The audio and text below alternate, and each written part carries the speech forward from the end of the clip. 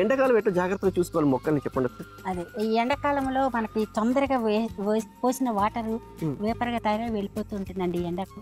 దానివల్ల మొక్కలు వాడిపోవడం కానీ అలా జరుగుతూ ఉంటుంది. అది అలా వాడిపోకుండా ఉండాలంటే, మొక్క ఎప్పుడు తడిగా ఉండాలంటే మనం గోనె సంచులు ఉంటాయి కదండి, అలాంటివి ఏర్పాటు చేసుకోవాలి.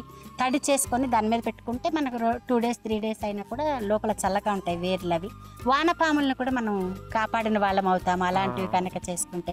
ఎందుకంటే ఇప్పుడు నేను ఎక్కువ ఆవు పేడ వాడతా కాబట్టి ఇవన్నీ బయటకు వస్తూ ఉంటాయండి వానపాములు. దాని వలన వానపాములు ఎప్పుడైతే మనం 1% కూడా కెమికల్ వాడకుండా అంటే ఉంటేనే ఉంటాయండి. ఎందుకంటే చాలా డెలికేట్.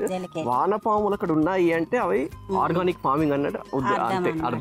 అందుకని అవన్నీ కూడా మనం కాపాడుకోవాలి. లోపల ఉన్న సాయిల్లో ఉన్న మంచి ఫెర్టిలిటీని కాపాడుకోవాలంటే మాత్రం మనం మల్చింగ్ చేయాలండి ఎండాకాలం. మల్చింగ్ అంటే మనం వేపాకులు వేయచ్చు, ఎండిపోయిన ఆకులు వేయచ్చు, అట్ట ముక్కలు వేయచ్చు, ఇలాంటివి మళ్ళీ గోనె సంచులు వేయచ్చు. ఇలాంటివన్నీ కూడా మనం ప్లాస్టిక్ వాడకుండా మిగతావన్నీ వాడుకుంటే మంచి ఆర్గానిక్ మొక్కలకి మాయిశ్చర్ ఉంటుంది.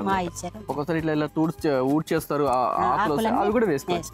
కానీ మీ మిద్దె తోటలో నేను చూసిందండి ఎక్కడ కూడా అసలు తడి లేదండి.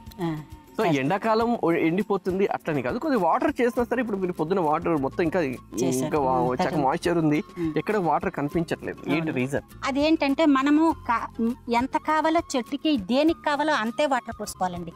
అంతేకాని ఒక పైప్ మన చేతిలో ఉందని ఫుల్గా పట్టేసి ప్రతి దానికి సాయంత్రం పోయకుండా సరిపోతుంది అలా ఉండదండి నేను వాటర్ చేయడం అనేది.